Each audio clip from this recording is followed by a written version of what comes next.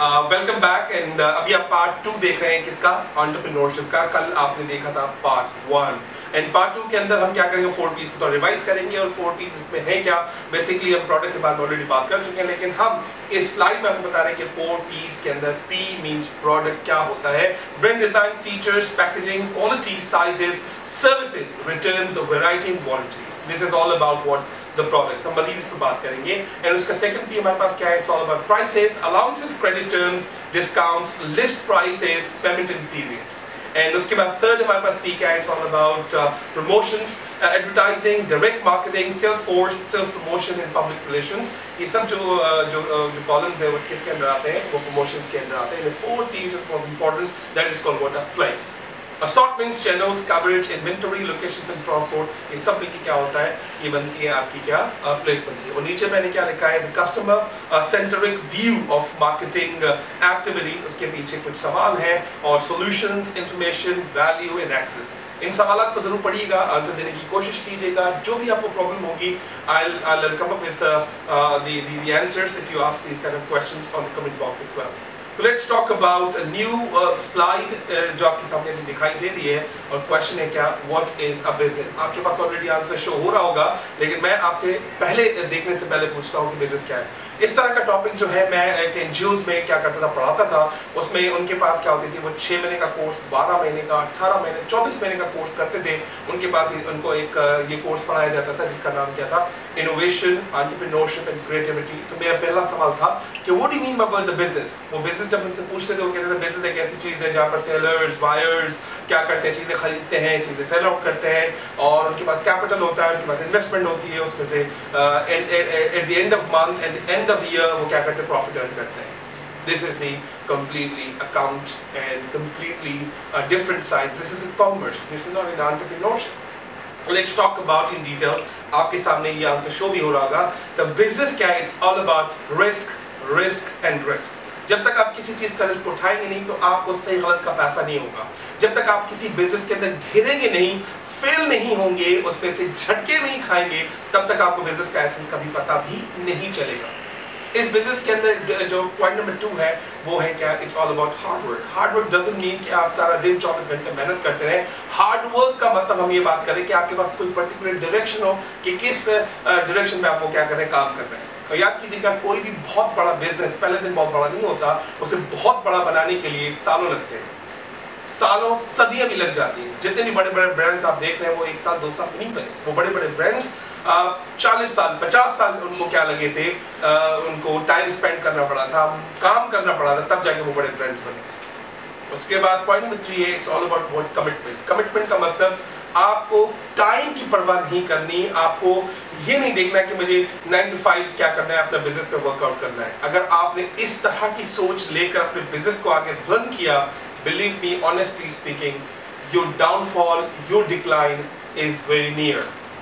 Now let's talk about the fourth word, the promise.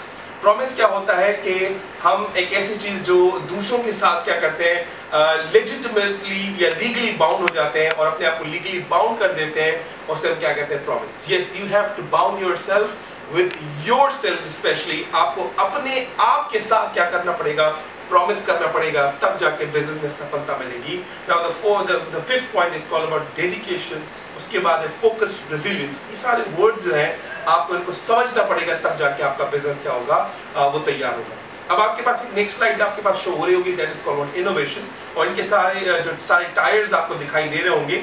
और पहला tyre जो था वो मिट्टी का है, फिर क्या बन जाता है, थोड़ा लोहे का है, और लकड़ी का है, फिर लकड़ी का है, थोड़ा बड़ा सा टायर बनाया है, रबड़ भी उसमें इस्तेमाल किया गया है। और उसके बाद आहिस्ता आहिस्ता देखेंगे टायर खूबसूरत, एफिशिएंट और पायदारी की तरफ क्या हो रहा है, आहिस्ता आहिस्ता बढ़ रहा है। अगर हम बात करें, आपके पास आज मर्सिडीज बेंज गाड़ी होती और उसका टायर जो है वो फर्स्ट पिक्चर जो आपके पास शो हो रही है इस तरह का होता, तो मर्सिडीज बेंज कैसे लगती। इन्होंने वक्त के साथ साथ अपने आप को बदला, अपनी प्रोडक्ट्स को बदला, अपनी सोच को बदला, किस हवाले से, needs and wants of the customers, वो क्या चाहते हैं। तो इनोवेशन में हम क्या बात करेंगे, the process by which entrepreneurs convert the opportunities into marketable ideas more than just a good idea. जब तक आप अपने आइडिया को मार्केटेबल आइडिया में कन्वर्ट नहीं करेंगे, तब तक आप आइडिएशन की जिंदगी गुजार रहे हैं, एंटरप्रेन्योर की जिंदगी नहीं गुजार रहे हैं। तो अब आपके पास जो एक और स्लाइड मजीद दिखाई दे रही है वो क्या है, the role of creativity. Role of creativity में आप नीचे मजीद देखेंगे वो क्या है, it's all about efficiency and effectiveness. Before we going to talk about efficiency and the effectiveness, let's talk about the creativity and generation of ideas that result in improved efficiency of effectiveness of the system. इनको हम क्या करते हैं, effectiveness और efficiency को समझते हैं। Effectiveness क्या होता है, इफेक्टिवनेस क्या होता है, it's all about the output is equal to your input. मतलब आपका 100% आंसर आएगा इसमें। लेकिन इन ऑर्गेनाइजेशन आजकल 100% आंसर नहीं चाहिए होता, वो हमेशा किसकी तरफ पीछे भाग रहे होते हैं, वो हमेशा एफिशिएंसी के पीछे भाग रहे होते हैं। वो अपने रिसोर्सेज कम इस्तेमाल करना चाहते हैं और जो आउटपुट है वो ज्यादा हासिल करना चाहते हैं। इसका मतलब क्या है, एफिशिएंसी एक ऐसी चीज है जिसमें इनपुट बहुत कम होता है, आउटपुट उससे क्या होता है, ज्यादा होता है। उसी काम को मजीद एफिशिएंट कहा जाता है और बनाया जाता है। If you produce or you are trying to achieve efficiency, you need to find out those opportunities and those problems with the solution in which you are putting a less number of inputs and you have to come up with a new and great output. अगर ऐसा नहीं है तो your idea is a worthless and flop idea. Please work on it. और इसके बाद हम बात करेंगे मजीद marketing investment, customer contact and sales. In our business जो है वो आजकल पोर्टफोलियो, आपका investment capital is not a big issue. What is the big issue, it's all about your customers and yourself. And customer आपका phone call से या फिर आपके अच्छे ताल्लुकात से नहीं बनता, कस्टमर आपका किस चीज से बनता है, कस्टमर बनता है आपकी नेटवर्किंग से, आपकी कन्विक्शन पावर से। If you have great conviction power, you can create more sales. If you can create more sales, you can create what? A great kind of. So let's talk about the creative process. Creative process क्या है, इसमें 4 steps है, वो आपको इस slide में आपको show भी हो रहे होंगे। The phase 1, the background knowledge, and अगर आपके पास background knowledge नहीं है किसी business start करने की, तो शायद आप start तो कर लेंगे, of course you are going towards a failure. If you don't have an idea about the business, आपके पास नॉलेज नहीं है, उसका एक्सपीरियंस नहीं है, तो इसका मतलब you are planning to be a failure. Business start करने के लिए नॉलेज का होना बहुत बहुत जरूरी है। स्टेप नंबर 2 जिसको हम क्या कहेंगे, phase 2, the incubation process. Incubation process क्या होता है, will talk about later on. The phase 3, the idea experience. Idea experience जो है, आपके पास जो भी आइडिया है, जस्ट इम्प्लीमेंट दिस आइडिया। आप आइडिया इम्प्लीमेंट करेंगे तो ये आपको पता चलेगा कि what is the need and what is the demand of your products. In the 4th phase, evaluation and implementations. Evaluation आपको through customers आ सकती हैं, evaluation questionnaires के through आ सकती हैं, evaluation जो है वो product जिन्होंने इस्तेमाल किया है उससे जब आप क्या करेंगे, 1-on-1 question answer करेंगे और उसे implement करेंगे, तभी जाके आपका ये process क्या हो सकता है, आगे बढ़ सकता है। On the next slide, we are going to talk about another important thing, the most common idea stoppers. The most common idea stoppers का मतलब ये है कि जब आप कोई नया बिजनेस स्टार्ट करते हैं तो जो चीज आपके पास रोकने वाली है, उससे पहला वर्ड क्या है, NAAH, ना। आपके लोग, आपके सामने रहने वाले लोग कहते हैं कि ये तुमसे नहीं होगा, तुम इसको नहीं कर सकते, बहुत ही मुश्किल काम है, आज तक तुम्हारे बाप ने ऐसा काम नहीं किया था, तुम इस काम को कैसे कर सकते हो। This is the biggest stopper in the life. The point number 2, the concept with a shake of the head and air of the finality. लोगों को हाँ होगा, देखा जाएगा, I mean, look at the air and he's just ignoring your ideas as well. The point number 3, that's the dumbest thing I've ever heard. लोग आपको कहेंगे सबसे घटिया और बकवास चीज जो तुमने अभी आइडिया दिया है वही है। याद कीजिएगा, इस तरह की बातें आपको क्या करेंगी, रोकेंगी।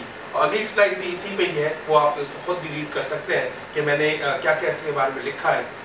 ये वो जो है ना फीडबैक है जो आपको आगे बढ़ने से, अपना बिजनेस स्टार्ट करने से क्या करेगा, रोकेगा।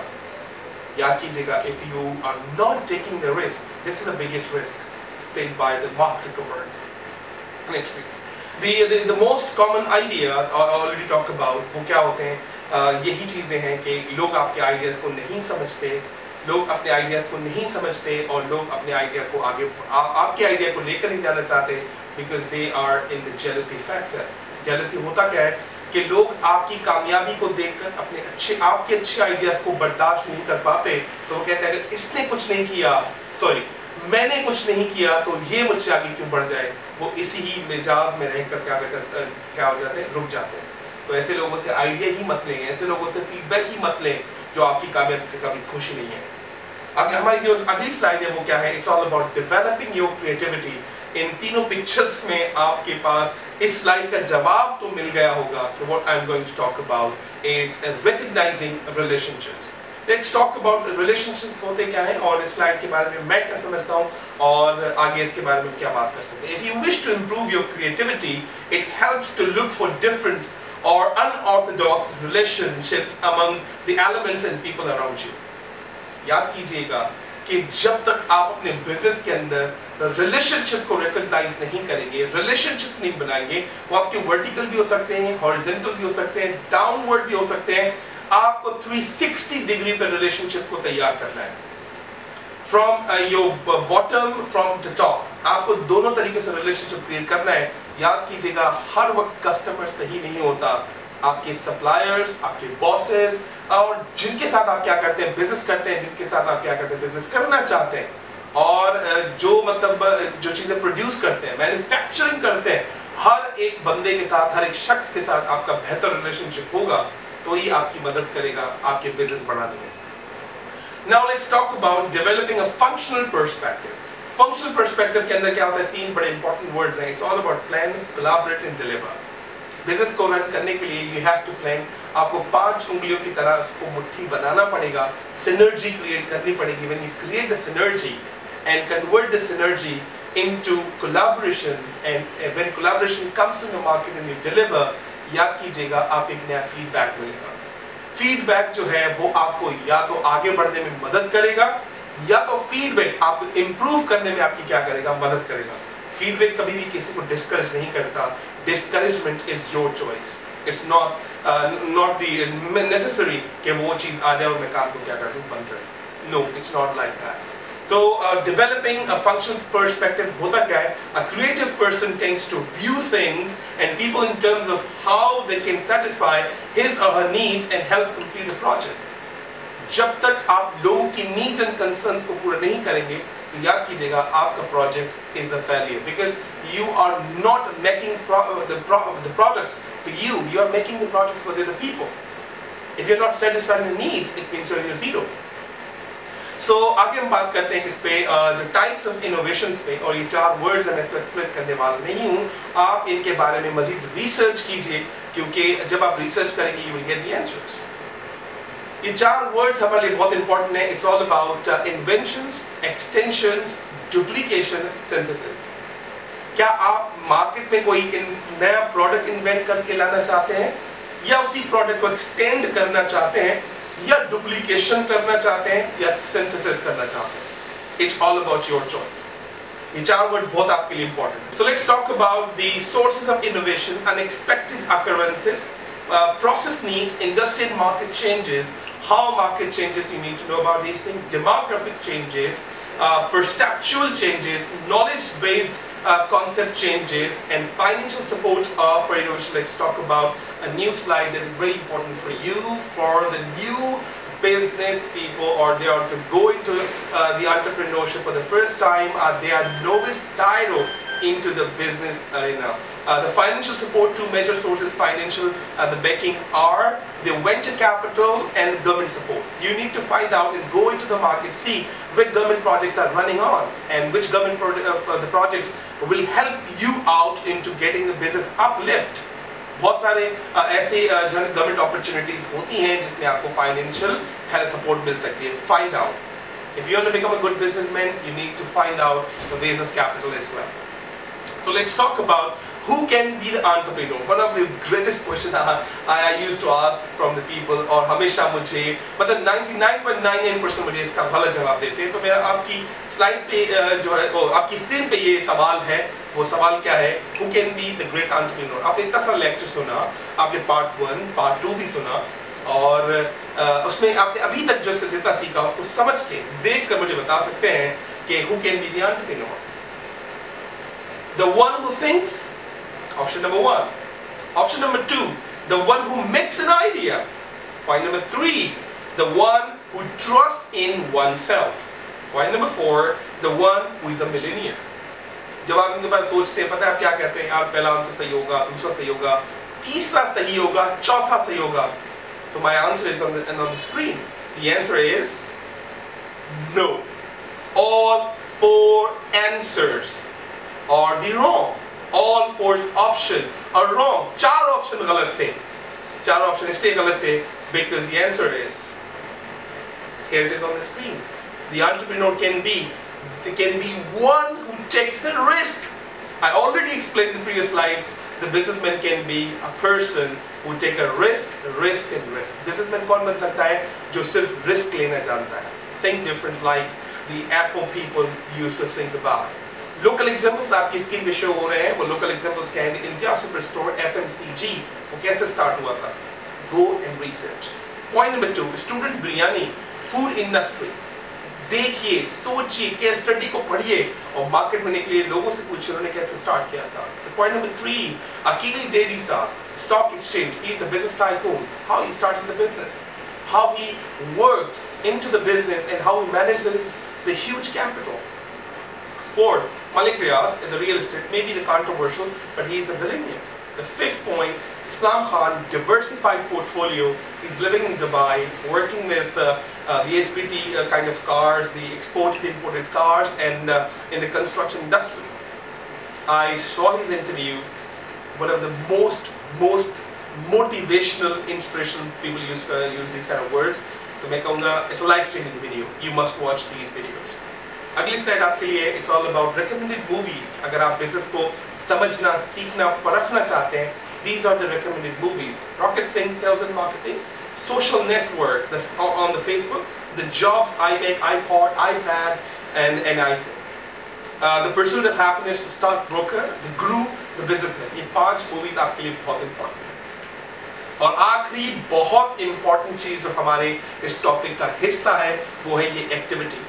इस एक्टिविटी को पढ़िए, इस एक्टिविटी को समझिए, एक्टिविटी में क्या है. अगर आप ये एक्टिविटी कर गए और आपको लगता है कि आप कहीं पे कंफ्यूज हो रहे हैं, तो मैं इस वीडियो के नीचे अपने नंबर्स, ईमेल एड्रेस सब कुछ मेंशन करूंगा ताकि आप मुझे अप्रोच कर सकें और मुझसे पूछें.